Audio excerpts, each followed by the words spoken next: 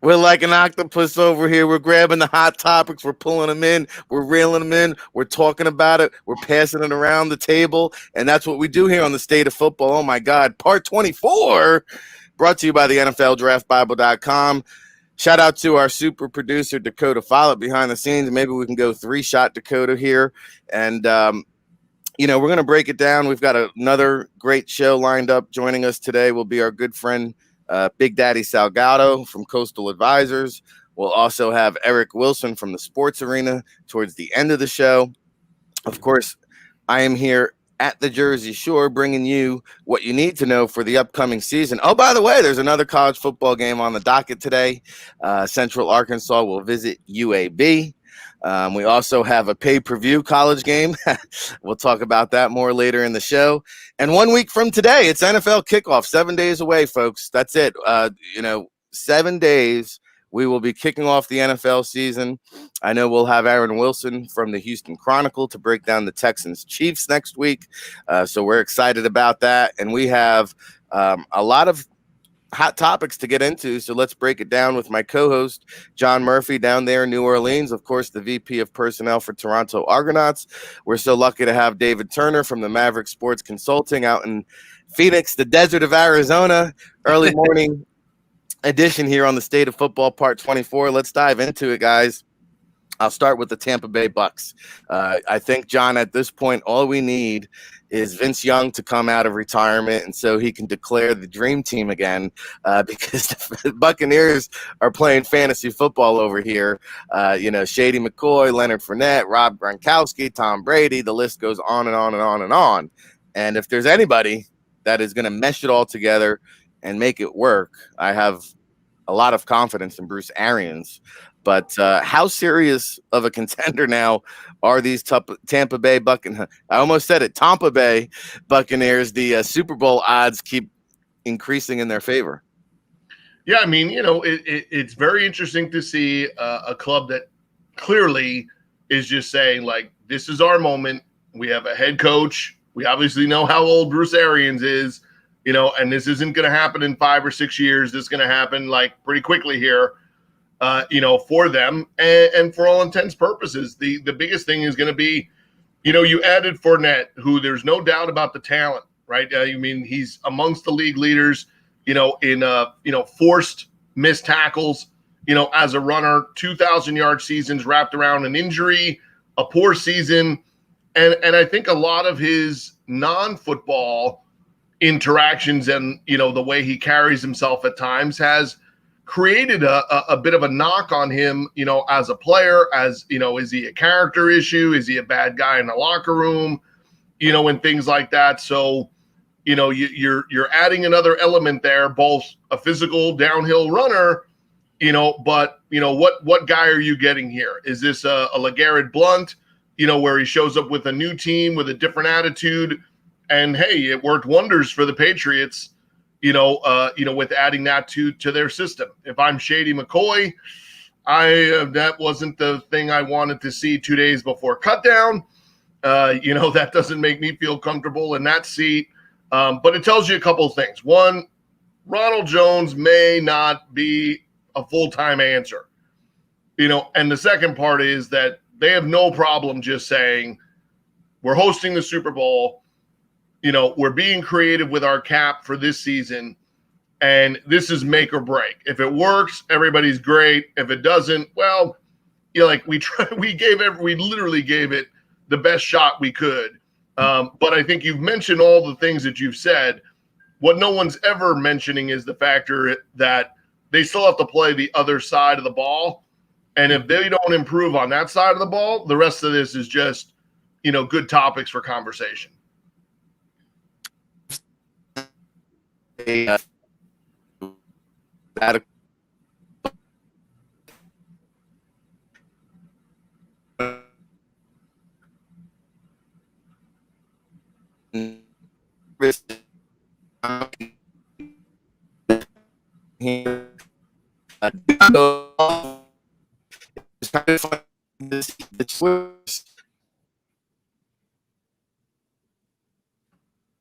That was like listening to Kirk Cousins talk about wearing his mask. I was just like, what's going on here?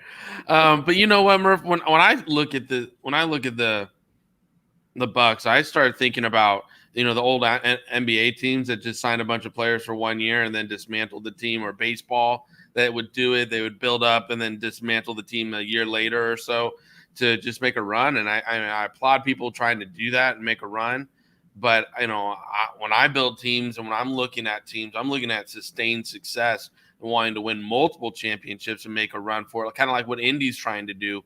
You know how Indy's trying to make a run with collecting Phillip Rivers or a couple key pieces that are older, but then building a young team that, down the road, they have enough cornerstones where they can continually win championships, not just one and done. Again, I get what the Bucks are trying to do. They haven't won since Gruden was there, right? So they're trying to go, and like you said, they want to be the first team to ever host a Super Bowl while playing in the Super Bowl. So, like, I get why they're pushing so hard. I just think it reminds me of the Rams a couple years ago that fell short trying to do the same strategy where they loaded up with all those old first-round picks and they put it all together and said, okay, we're going to make a push. And then, they still fell up short. I think football's hard to sign a bunch of names, get them to work together, and then really pay off in the result you're looking for. Whereas baseball and basketball, when you do it, it's kind of a good strategy because there's less players that are available that can make it happen. And the strategies in those games with smaller rosters, I think it makes more sense. For me, I was kind of questioning why Fournette not wanted to join them because it makes sense. He stays in Florida, no income tax, and it's not that bad to play with Tom Brady and Gronkowski. But at the same time, it's like there were other teams I thought that would make a make more long-term sense for him, where he can land and last versus just land and then have to maybe move again next year or the year after. Well, hey, it wouldn't shock me if Mohamed Sanu is a Buccaneer by the end of the week, the way they're just collecting all these pieces here. So, we're waiting for our guest, Big Daddy Salgado here. He should be popping up in a second. In the meantime, let me just tell you what we got going on at the NFLDraftBible.com. In case you don't know, for the first time ever in our history, we're bringing you the virtual edition NFL Draft Bible publication so you can gain access to our draft guide as we assemble it. And we are close to about 300 scouting reports. It's only September 3rd, folks. So, we are going to build this thing up right up until the draft.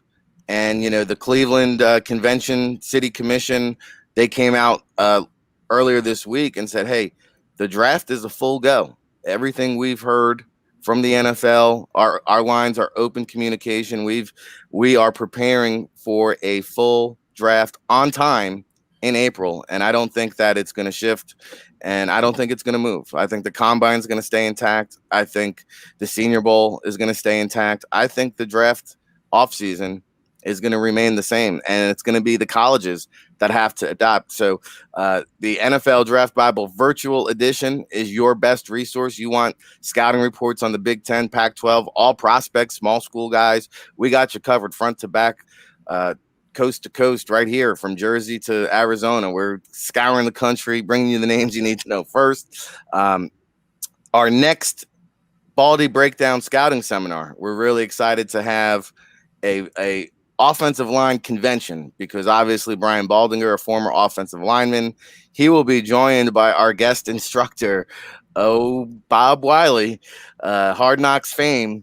This guy has just got so much knowledge of the offensive line position. And I got a PhD in offensive line play sitting between Bob Wiley and Jackie Slater my first night of practice this past year out at the NFLPA Bowl. And I learned more in, 2 hours of conversation and probably the last 20 years combined about offensive line play. So definitely sign up for that. Of course, David Turner here, Maverick Sports Consulting, joins Ryan Roberts for the Friday Night Scout School. What's coming up this Friday night, David? This week we're going into break down the we're going into corners, and we'll be watching a lot of corners and taking care of the DBs in the back end. But it's really exciting every week with Friday Night Scout School. It's something I never thought I would be doing. 6-7 months ago, I never thought I'd be doing this. But what's really great is the interaction with the students, the guys who come to learn about scouting. There's a thirst for knowledge there, which we just love, feeding and getting into our conversations to really educate them on what a scout is looking at when we're watching film. I think the agents, the coaches, and even the fans that are in the room, and sometimes a few players are in the room that are just trying to learn, how is a scout evaluating me, or how is the organization maybe evaluating me? Well, it helps them understand that mindset and that process. So it's really exciting environment. It's a unique environment, one I've never been in before, because most of the time I'm surrounded by guys like us that are all scouts, that are all, curious and talking personnel. But here we got guys that, like I said, agents that are just like trying to make sure they're signing the right clients. And they're like, hey, what about this or that? And they bring up points that, they're being sold on by maybe the player or maybe the player's coach. And, we get them to walk through those ideas and then put film to it and diagrams, and then they start to understand it better. So it's really a fulfilling, rewarding thing for me to be doing right now. We're helping people understand and be better at their business and understand the game of football, which obviously I have a big passion for. No doubt about it. And we are opening up our doors to the film room, so make sure you check it out. Again, Friday Night Scout School, each and every Friday. Baldy's breakdowns on the NFL draftbible.com. All right, let's keep it to the NFL. We'll go back over to our internal decision maker here, John Murphy, who wears the GM cap up in the CFL. Jason Peters, John. He was initially let go by the Eagles. They moved on from him at left tackle. They anointed Andre Dillard the new starting left tackle. They recognize a need for offensive line help. They call Jason Peters back up, say, hey, by the way, old friend, would you like to come and play guard? Sure, no problem. I'm sure that negotiation included, on the Eagles side anyway, well, hey, we're bringing you back as a guard. We're going to pay you guard money. Well, let's fast forward. Dillard goes down. I believe he's out for the season. And so now there's a need for a left tackle. And Jason Peters said, oh, hey, whoa, before you move me back over on the outside, I want tackle money. And so I would imagine, again, I don't know who his agent is, but I think his agent is justifiably so to try to get that tackle money. Put your GM Gupolini on and your thinking cap here. Where do the Eagles go from here? Well, I mean, I think that you've seen how they want to try to handle it, when asked any questions, which is the head coach continuing to say he looks really good at right guard. So there's some good politics going on there, with them saying, like, hey, if that's what you want, like, okay, we'll just kind of leave you at right guard. Now the question will be, can you get away with, it's one thing to say, Andre Dillard, and you're willing to, play the beginning of this season, with a young player who probably would make some, mistakes like he did as a rookie, but his upside was the reason you drafted him and the reason you'd put up with, some of his early mistakes. Now you have Carson Wentz, who's had a number of different injuries. You already have, a bit of an injury issue with Miles Sanders. Jalen Reagor's out at least a month. You didn't have, full complement of weapons last year down the stretch. You don't have, just a bonanza, of weapons, going into it right now. And this is a division that could be lost in the first month if you lose the wrong games. And it's easy to think as the Eagles, well, okay, it's 2 games against the Cowboys, and we probably should win most of the games against Washington and the Giants. But one of the things that can even out a competitive balance of a game is if you have poor offensive line play. And to go into it right now by saying the current rotation of guys playing left tackle, is the rugby player who's 12 months removed from not playing the sport at all, and Matt Pryor, who has very limited amount of NFL reps in action and no real preseason games to show it. I think, the first thing the Eagles will do, is what they did, which is look at their own guys. I think part two will be scour the waiver wire, and see what happens over the weekend. And then the third thing will be try to meet in the middle, or put incentives in there for, the reps that Peters is playing as a tackle. And I think that would probably be the easiest way to go. Not saying that he or his agent would take it, but, if you had a decent working relationship, and there is a chance that he's going to earn that money, that's the equivalent of trying to get one of your younger players in the CFL to re-sign by giving them play time, which is go win the job. You go win the job and you have it. I don't mind paying you that money because it means somebody else isn't making it. It's a twofold scenario there, because if they move Peters back to left tackle, they will then be playing a very young or inexperienced, right guard. So they're torn there, because that was a double whammy, to say you lost Dillard, and you lost Dillard, who was a draft pick, right after losing Brandon Brooks, who you invested a new contract in. So, that's a big investment to say you lose two out of your starting five, which is something the Eagles have had, good old line depth. And then they drafted Dillard. They were able to find this, kid, the rugby player, to develop. Just a year ago, they had a lot of depth. Now they don't. And Carson Wentz, that's not a good alleyway to put him in, because the one thing you see is at least the Cowboys and the Redskins have a front seven that should be able to get, good pressure on the regular, with you. And again, if you put the Giants defense out there against a Philadelphia, Eagles O-line that would potentially be suspect, you don't want to make that decision. You don't want to have your season come down to the factor that you were a little too bold with, how you treated Jason Peters in this, because it is. I mean, right now it boils down to, if you can't find the guy over the weekend, then you just have to admit, in this scenario, Jason Peters has the leverage, and you just have to deal with it. And dealing with it may cost you a couple $1 million in all likelihood. But do you really want to be watching, a game in the first month of the season and see Carson Wentz on the ground? And if you don't give Peters enough to make him happy, do you want to play a season with Nate Sudfeld and Jalen Hurts? Probably not.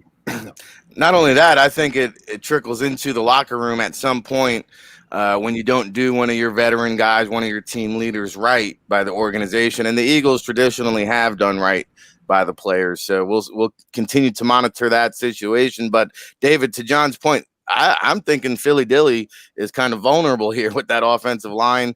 Washington, to me, is now the dark horse in this division. Again, I'll put their front seven up against anybody in the league.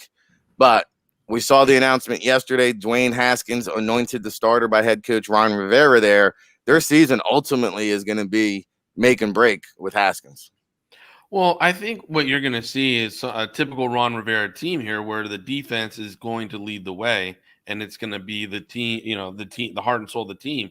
And if you look at the Eagles' first few games, again, you have Washington, Rams, Bengals, Niners, Steelers, Ravens. I mean, there's really only one, to me, guaranteed win in there.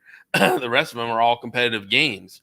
So this is going to be really hard for Howie to, like what John said, how is he going to cut his team to free up some cap room? Maybe there's some expendable players that they can make some cap room and make some cuts this weekend to then have the cap room to reward Jason for moving back over to playing tackle. And I think a creative offensive line agent right now will maybe start writing these kind of clauses into their contracts, where if you have a veteran offensive lineman that's versatile and there's a difference in pay from, say, playing left guard, right tackle, all that stuff, they can start writing in, like, to the contracts, hey, if my guy ends up playing any left tackle this year, he gets a bump, like you said, John, in play time or something at certain positions. I think that would be an interesting road for the NFL or agents to explore, because it is A, hard to find offensive line, and B, very hard to develop them. And I think missing preseason games also hurts the offensive line, is one of the main groups that it hurts the most beyond next to rookies. Because, if you saw in most preseason games, the starting unit would play the first quarter, first game, into the second quarter, second game, almost the first half if not without these groups, tested at all. So I think it's going to be hard. But to your point, Rick, in Washington, I think Haskins, I haven't been at practice and I don't know how his development is because obviously there's no preseason. But I think Haskins is going to be is a decision because Alex Smith truly isn't healthy. When you watch him walk around and stuff on the little social media stuff and he's still limping, it's like, how's he going to escape a guy like, Chase Young, at practice, let alone, somebody chasing him down in a game. So, but Haskins, again, if he's making the strides and he's taking the next step to get better and his accuracy is starting to get, honed in, then great. But I think there's, as any young quarterback playing any time, you're going to have growing pains. And I think Haskins in a new offense is going to have growing pains without any preseason games to go through the steps, go through the reads. There's only so much you can amplify at practice because you're not going to go live. You're not going to, really have the leashes off to go hunting on them. So it's first few weeks, I think, of football, NFL football, any team that goes young, we're going to see a lot of growing pains, and the good coaching will really start to be valued week 6 through 16 to see how they bring these young players along to make that run. But the first few 4 to 6 games with a young team is going to be difficult. But like you said, Rick, I mean, the front seven for the Washington team. Sorry, I stumbled over that because I still think the other terms, right? Sure. But for the Washington football team, is you can put them up against anybody. I called it the other day on our podcast. I was talking to Ryan about it. I was like, that Washington team, that front seven is sick, and they're young and they're hungry. And, Rivera's scheme is all about pass rush and creating pressure and blitzing. So, I mean, they're going to make the difference in their season. That defense is going to lead the way for them. And I don't know everybody has really respected that front seven enough yet. And I don't know how many W's it's going to result in, but this is going to be a tough out. I mean, they're going to be in every game. And that's because, again, the defense. And what's the recipe for Ron Rivera? Hey, let's hand the ball off to Adrian Peterson, AP all day. And, oh, by the way, we've got this exciting young explosive player that's been having a good training camp in Antonio Gibson. And, oh, by the way, we've got this playmaking wide receiver, Terry McLaurin, who I believe is going to be one of the top 5 wide receivers in the league this year. You heard it here first. Hot take. We'll end it on that note and welcome our first guest to the show. He is Richard Big Daddy Salgado. He joins us there out in Nassau County, out in Strong Island. Big Daddy, welcome into the show. How you doing today? I'm good, man. I'm good. I got the bandana on here. I'm supporting my brother Jimmy. He's always giving me flack about, the Giant gear and all that. And he said, you don't wear any Bills gear. I said, well, you haven't upgraded my 2020 wardrobe. I'll go out and get my own bandana, and here we go. But all's good. All's good. Excited. All right, Coach, we need some more swag, Coach. Exactly. I was a 4X. Now I'm a 3. So you got to upgrade me. Or downgrade, right? We're getting smaller. Well, Big Daddy, we really appreciate everything that you do in the football community. Of course, coming from a football family, your brother, coach up with the Bills, your entire family has been involved with football for many, many years. And, we wanted to give you the platform because I've been paying attention to what you're doing out there in New York with the youth movement, trying to let them play. And I just wanted to give you the platform to come on here, talk about the movement that you're spearheading, and really, really being a leader in the community, which I really, really respect and appreciate. Well, first and foremost, I want to say thanks for having me on. And, it's not like I don't have enough on my plate, but, when it comes to kids, especially, when it's something like this, meaning, they're not letting fall sports start here. They want to push it back. And, being a football guy and coming from a football family, had we not had football in our lives, me and my two brothers, who knows if we would have went to college, because football is what paved the way for us to go to college. Out of the three of us, believe it or not, I was probably the least educated and least disciplined of the three. And I had to go to prep school to get into college, which, I did. And thank God I was able to get a scholarship and I went to Maryland. But to see some of these kids that were looking forward to going to camps and to go to play high school football and to be denied that, it's heart-wrenching. I mean, it really, you just can't sit back and let that, just watch that happen. I know I don't have any kids that it affects personally, but, I have my football camp. I have a lot of those kids that, unfortunately, due to the pandemic, we did not have the camp this summer. We hope to be back next summer, but that's like a stepping stone for the youth to go forward into the next level and, get something out of it, learn from it. I always quote Brian Baldinger, who's a dear friend of ours and yours.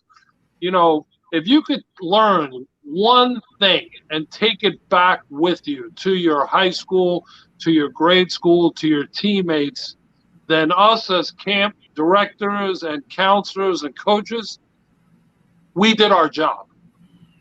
Because there's so much experience that the camp brings to so many kids, that eliminating that and then eliminating the possibilities of playing the sport, whether it's football, soccer, field hockey, whatever it is, in the fall, to have that eliminated, I mean, you just can't sit there and watch that happen. Someone has to step up. Someone has to say something. And, everything now seems to be politics driven. Well, you know what, politicians?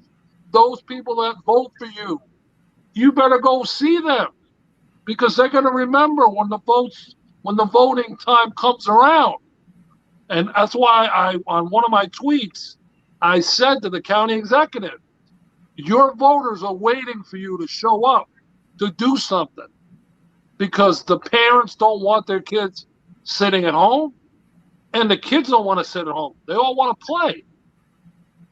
And, and you've been we're talking to Big Daddy Salgado, Coastal Advisors. You've been out there active in the community, holding rallies, talking to the parents. You've been providing more leadership than our government is showing.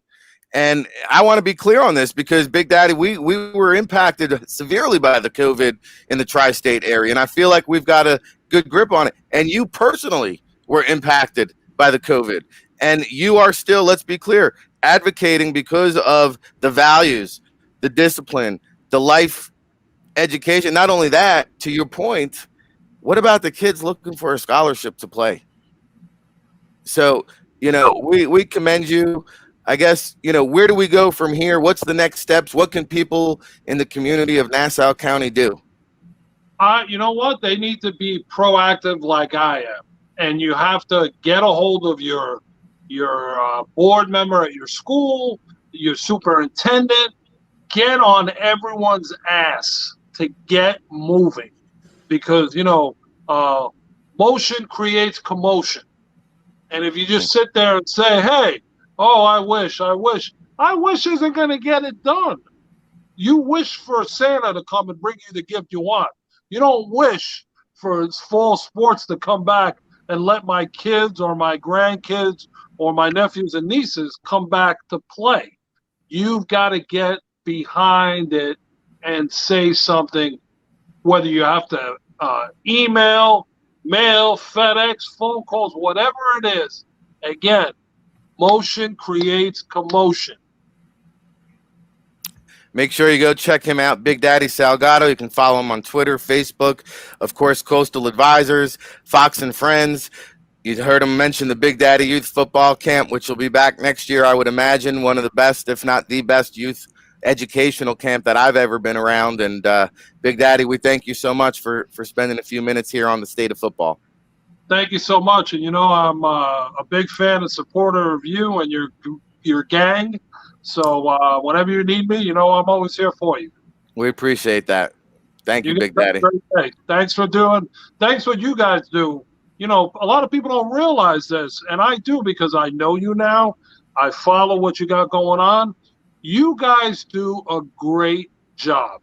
And I know that there's countless kids and parents that must thank you and bless you all the time because what you do, what you got going on, you're in the game. You have sweat in the game. It's not all BS and all this and that. I appreciate it. I get it. I've been there. I know what it takes. And you're a foot soldier like I am. I could be at whatever level I'm at, and everyone thinks I'm at, I own a plane and, a Big Daddy helicopter and all this other crap. But that's not the case. I still go to work every day and travel when I can and allows it. And so do you. So you guys, you have to also be commended for the great work that you guys do for all these college kids that are trying to get to the next level, try to get noticed, try to get recruited. If someone does it better than you, I want to meet them because I don't know who does it better than you. And you know what? If we had an audience, I would have everybody stand up and give you what do you call it? An applause and commend you for all the great things that you and your group and your show do for the game of football. Thanks a lot, Big Daddy. It means so much coming from you. I can't even express, how thankful I am for that. So thank you so much. It's the truth, my man. I love you, so keep doing what you're doing. Love you too, brother. We'll chat soon. Appreciate you. You guys have a great day. All right, there's Big Daddy Salgado. Man, oh man, that's high praise there, and that means a lot. So, yeah, we've got the sweat equity, man. Since 2002, it's what we do. We've got another guest coming up here soon. He's going to be Eric Wilson from the Sports Arena, and we'll chat with him right now. Hey, Joe Everett found his way into the chat room somehow. He's standing up clapping, so we appreciate that, Joe. By the way, if you guys are able to come into the chat and you want to ask questions, feel free to drop us a line. We're live here on the State of Football, part 24. Making a season debut here is Eric Wilson from the Sports Arena, one of the most underrated sports personalities in the business. This guy, you want to talk about a grinder, you want to talk about sweat equity. Well, Eric Wilson is hitting the concrete and putting his nose to the pavement each and every day. We appreciate the hustle. We appreciate the time here. How are you this morning, Eric? Hey, I introduce a lot of people, but when Rick Saratella introduces you, you somebody. Let me just say that to start the show. Because when when the man brings you in like that, like I've done some good introductions, but man, I mean, you made my heart skip a beat. No, real talk. Gentlemen, thank you so much for having me on this morning. And let me just echo the sentiment that I echoed back in February at the Combine. Ladies and gentlemen, the NFL Draft Bible is the only Bible you need when it comes to NFL sports, scouting, and analysis. So get it when it comes out because it's the best thing since life's bread. I must have slid you guys a couple Benjamins out in India or something. I swear I did not pay these people to come on here and say this. I must have brought donuts to the breakfast one day or something, and that goes over pretty good. Let's kick it off with the NFL initiative. David, why don't you throw it out there? I saw the text that you sent me, but why don't we kick off, Eric, with what the NFL is doing on Election Day here?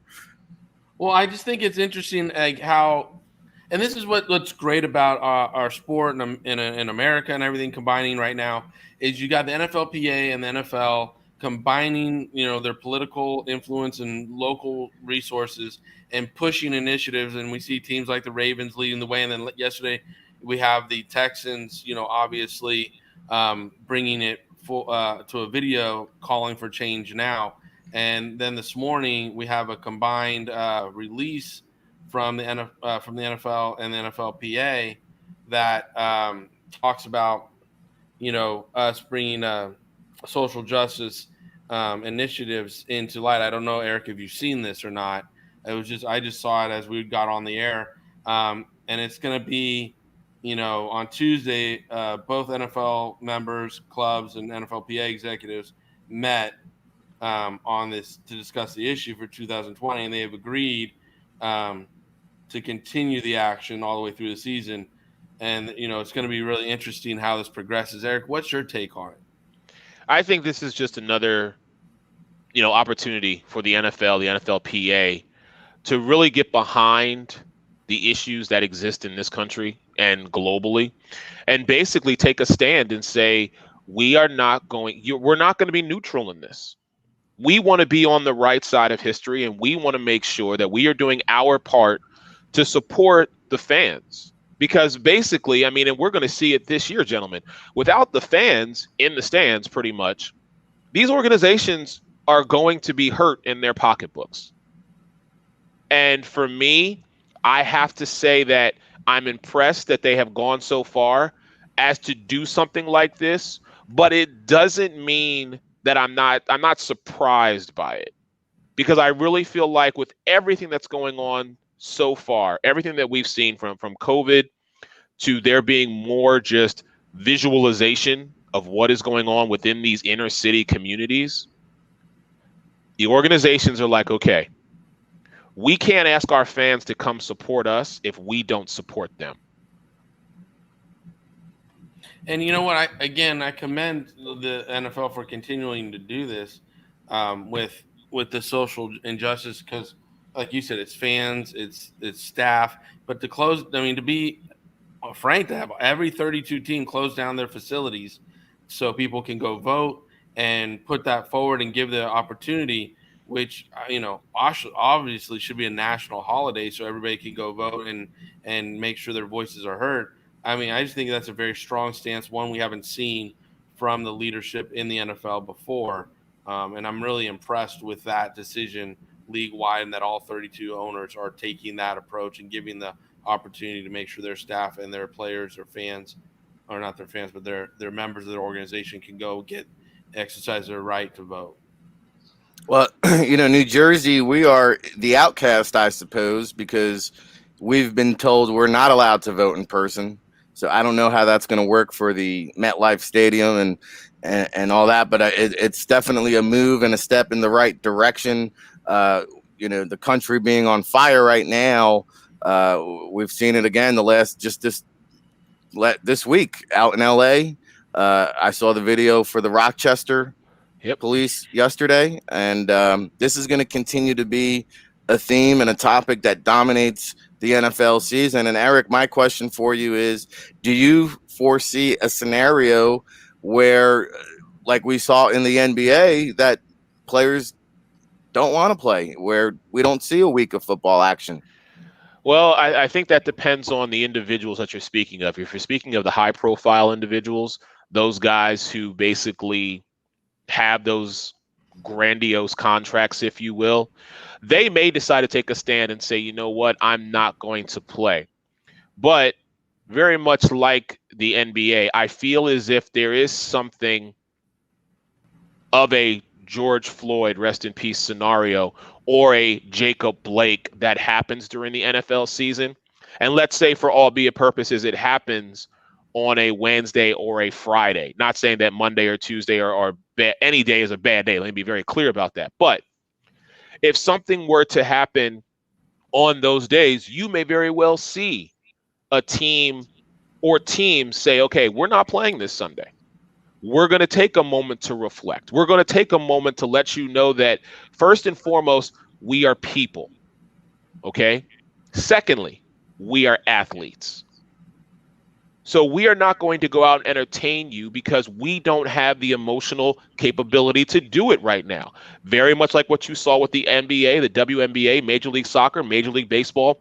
They all took a moment to kind of just gather themselves and say, okay, we are going to speak about this. We are not going to let this get swept under the rug. We are not going to let our sport that we love overshadow the fact that this is still happening in 2020.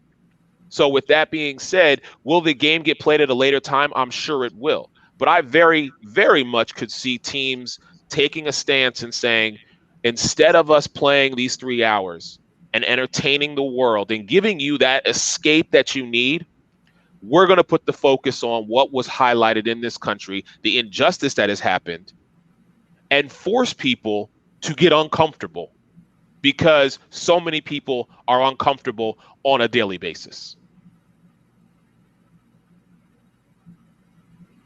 Oh, great stuff. We got Eric Wilson from the Sports Arena. John, I'll go over to you because we saw it on Hard Knocks too, where, with the video editing of the show, in so many ways, Coach Lynn came on to the Zoom, said, hey, guys, I don't know about you, but we're practicing. And then you saw them on the field the day they're supposed to scrimmage with Tyrod Taylor coming out of the tunnel and saying, hey, everybody off. And he calls the team out. Next thing you know, they're not scrimmaging. Coach Lynn goes to do his NFL Network interview. And, oh, by the way, there's Tyrod Taylor leading the team behind him, standing in unity as he addresses the NFL Network and explains to them why they chose not to play.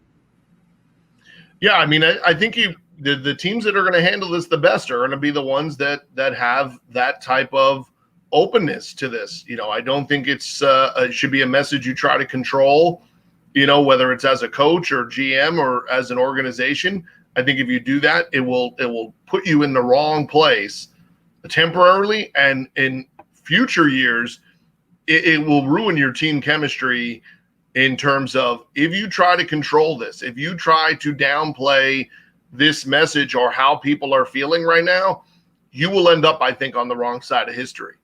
And that history will not only be, the daily or monthly or, how you're seen, as a club or individual, but it will stick with your organization in the sense of pending free agents. That's going to be a no-no. That's going to be, yeah, we don't want to go there. We're not going to go support, that club for doing things. And I firmly believe that if you're looking for who might be that guy, I'm going to go all in on Russell Wilson.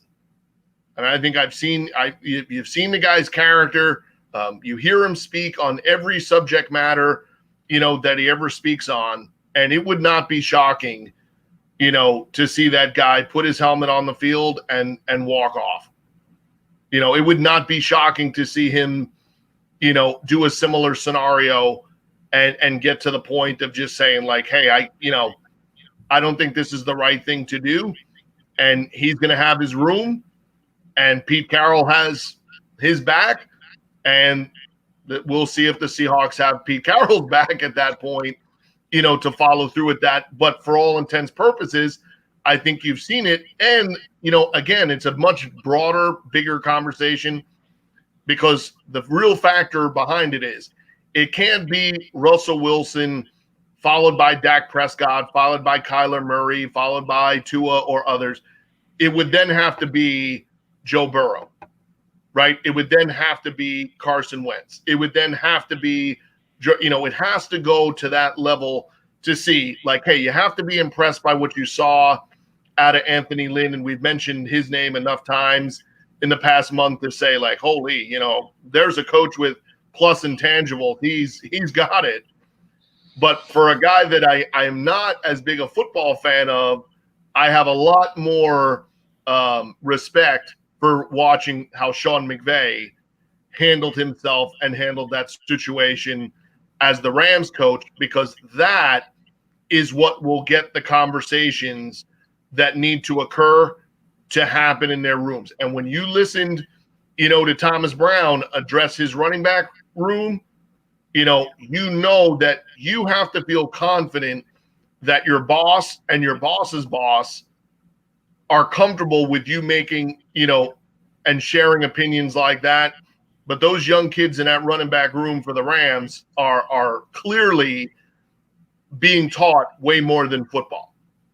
And John, Right. you brought up a very interesting point, and I think the one thing that you said, it has to transcend to the Carson Wentzes of the world and the Joe Burrows of the world. I can tell you, as an Eagles fan, should something like that happen, Carson's going to walk off because he already knows he has the support of Doug Peterson and Jeffrey Lurie. Because Jeffrey Lurie's already came out and said that we have to accept responsibility for this in order for there to be change. So it will not surprise me at all for him to do it. The one guy that I want to see make a true statement is Drew Brees. I want to see Drew Brees be that guy that if something goes down in New Orleans or somewhere in this country, I think if he really wants to make an impact, because I'm sure there are still a lot of people who have not truly forgiven him for his past transgressions, let Drew Brees walk off that field. And then I can start to maybe in my mind rationalize that change is truly going to happen. Now, across the blanket, let me be very clear. Living in this area, you want to see real change?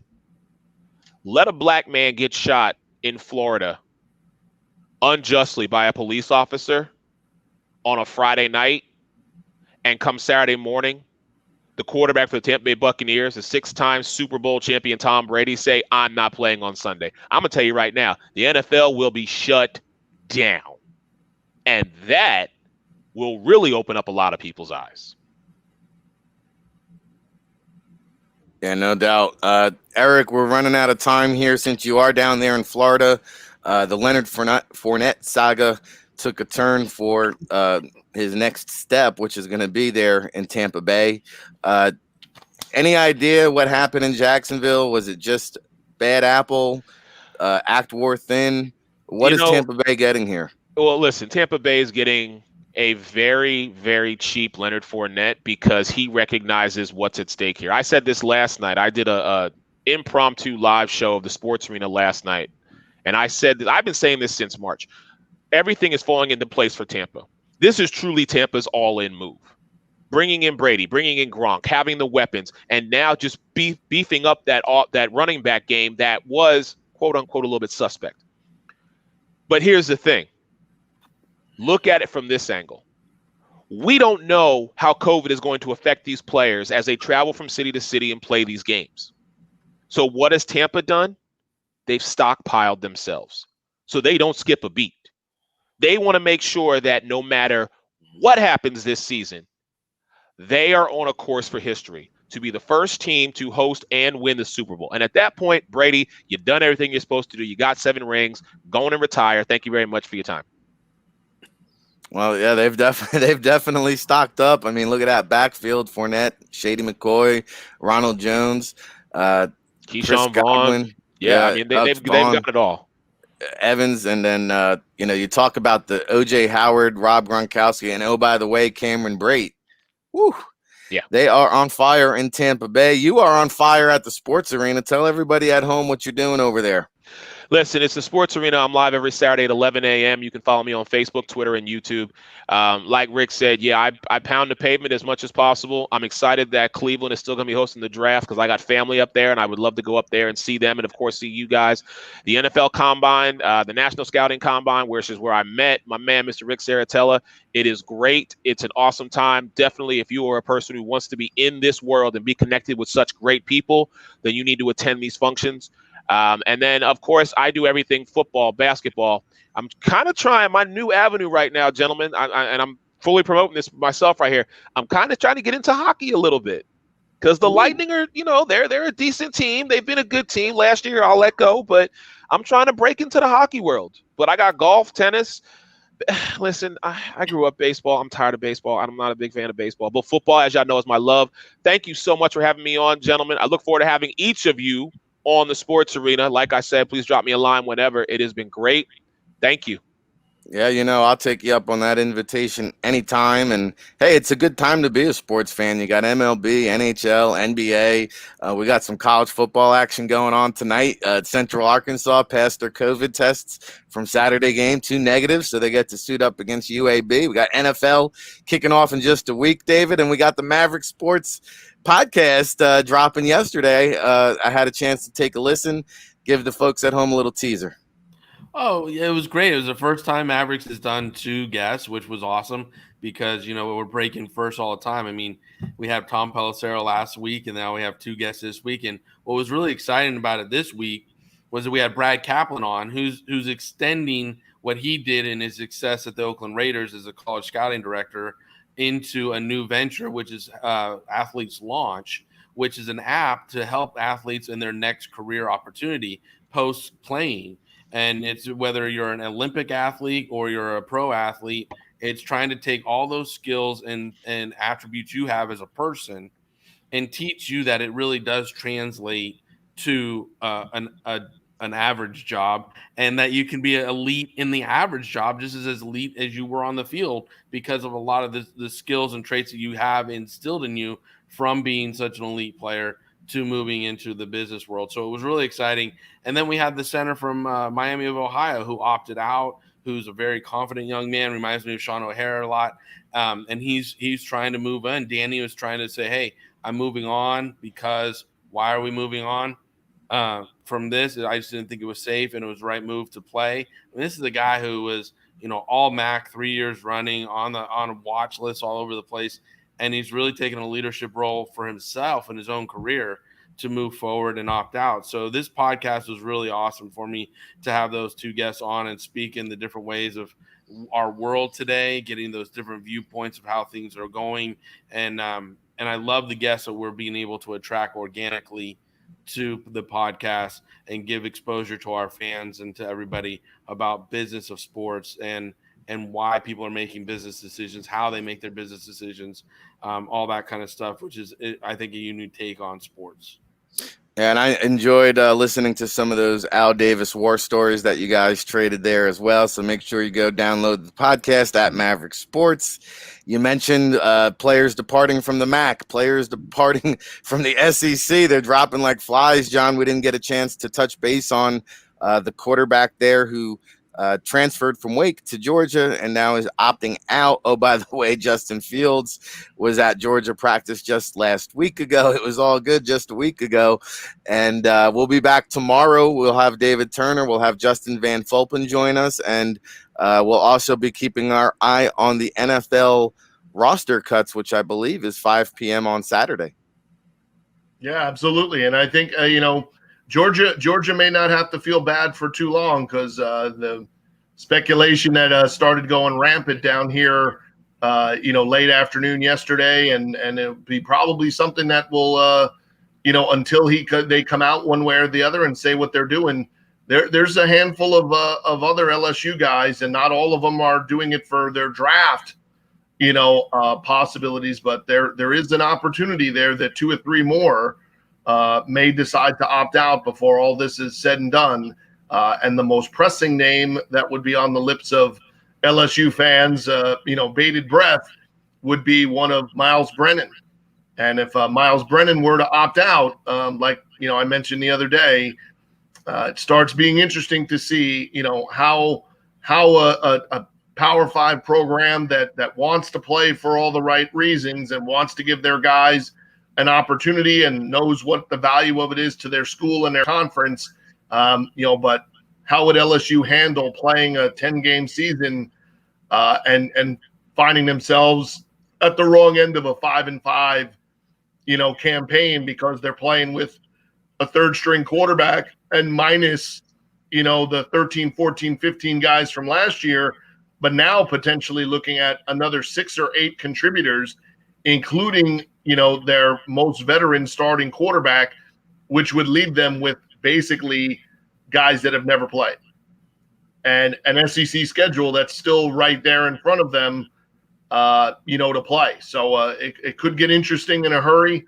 I think if anybody, is made for dealing with that, Ed Orgeron would kind of find a silver lining, to saying like the class of 2021 would all get a chance to play a year earlier, with things. But it would certainly make it interesting just to see. They've said if you opt out, you can either opt out and go to the NFL if that's where you're at, or you can opt out and, keep your, extra year for next year. If this becomes a season that's not about defending a national title, or doesn't really have, in it what was in it before, what happens with kids like Stingley, right? What happens with, guys that really their main thing is to stay healthy and get to the finish line, preparing for the draft year, for themselves, and for some of them it's 2 years away.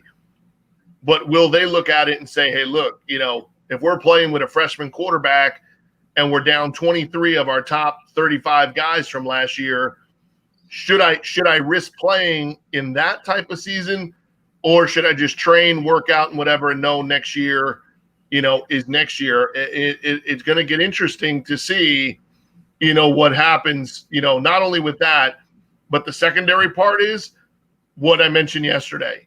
What exactly is the NCAA going to do with the transfer portal if LSU all of a sudden says, hey, you know what? Guess what? The doors are open. You want to come play at LSU?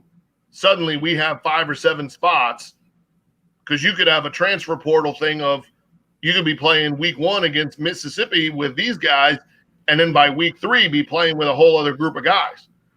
And again, they're furloughing everybody but, upper management at the NCAA level. But, while you're letting all those people go, you might want to just, come out and, let everybody know how that transfer portal aspect is going to work. Because, LSU's not going to just sit there and just suck it up and take it.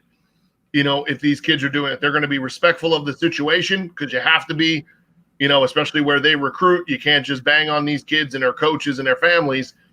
But their best option is then going to be to turn their attention to that transfer portal, and in the last 24 hours, we mentioned it yesterday, you want a dark horse. Texas Tech adds another guy yesterday, Texas A&M linebacker, now headed to Texas Tech. So unbelievable. Central Arkansas versus Texas Tech in the Cotton Bowl, possibility. It's crazy to sound, but we'd laughed and said, literally, by Central Arkansas being the first team to 2 games, most of their guys will be leading the United States in some statistical category by the end of the evening. Well, you heard Coach O say, hey, call us up in the middle of the night. We'll go meet you in the parking lot and play. Until, oh, by the way, our entire starting offense and defense opts out of the season.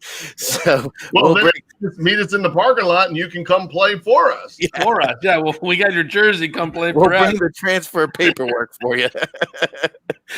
Well, hey, guys, it'd be interesting. Trey Lance would have a reuniting moment with Jabril Cox. Might be better than a one-off showcase game, but we'll debate the possibilities. We'll monitor the Justin Fields situation. Of course, the Pac-12, they're discussing realignment and all kinds of radical movement there, with Merton Hanks coming on board, trying to take them in the right direction. We'll dive into the hot topics. Of course, we'll keep track of all the veterans and players that are expected to be cut over the next 24 to 48 hours. I see Mohamed Sanu on the chopping block. Come back to Jersey, baby. We got a home for you here. And I want to thank all of our guests today. We had the heavy hitters, Big Daddy Richard Salgado from Fox and Friends, of course, Coastal Advisors. Big thank you to Eric Wilson from the Sports Arena, holding it down here to bring us home this downstretch, and David Turner, who will be back on the horn with us tomorrow, Maverick Sports in Phoenix, and John Murphy, my co-host, each and every day here at the State of Football. He's down in New Orleans. I'm here in Jersey, in case you couldn't tell, and we'll be back at it again. Thank you so much